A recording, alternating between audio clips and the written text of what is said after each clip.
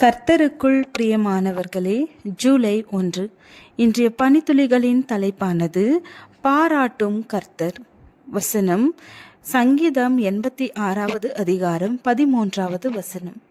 நீர் எனக்கு பாராட்டின உமது கிருபை பெரியது, என் ஆத்துமாவை தாழ்ந்த பாதாளத்திற்கு தப்புவித்தீர்.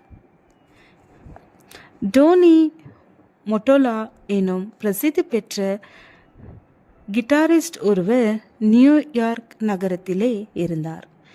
இவர் எங்கு சென்றாலும் ராகம், தாளம், இசையுடன் பாடுவார். ஒரு நாள் மாலை நேரத்தில் கடற்கரைக்கு சென்றார். அந்த சூழல் அவரை பாட வைத்தது. தாளம் போட்டு ராகத்துடன் பாட ஆரம்பித்தார். கடற்கரையில் இருந்த கூட்டம் கொஞ்சம் கொஞ்சமாக டோனியை நெருங்கி வந்து அவரை சூழ்ந்து கொண்டு அவருடைய இசையை ரசிக்க தொடங்கியது. திடீரென்று வேறு ஒரு பாட்டு சத்தம் அருகில் கேட்டது.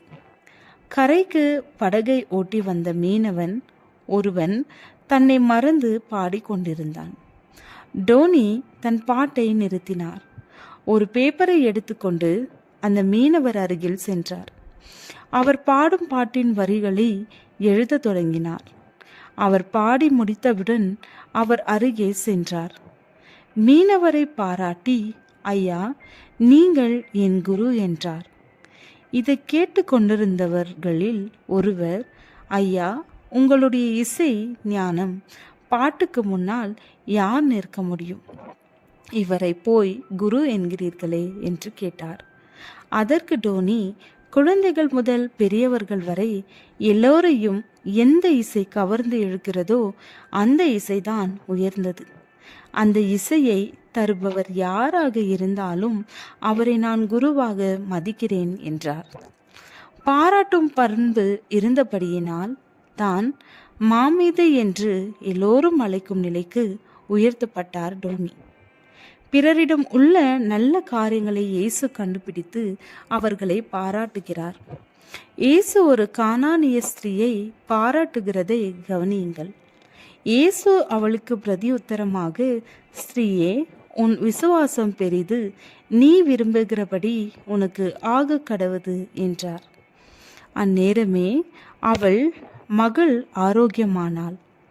அந்த ஸ்திரீயின் விசுவாசத்தை பாராட்டினார் இயேசு. இயேசு 2 காசு காணிக்கை பெட்டியில் போட்ட ஸ்திரீயையும் பாராட்டினார். சமாரிய ஸ்திரீ தனக்கு எத்தனை புருஷர் இருந்தார்கள் என்று உண்மையை சொன்னபோது இயேசு அவளையும் பாராட்டினார். 100க்கு அதிபதியின் விசுவாசத்தை பாராட்டுகிறார்.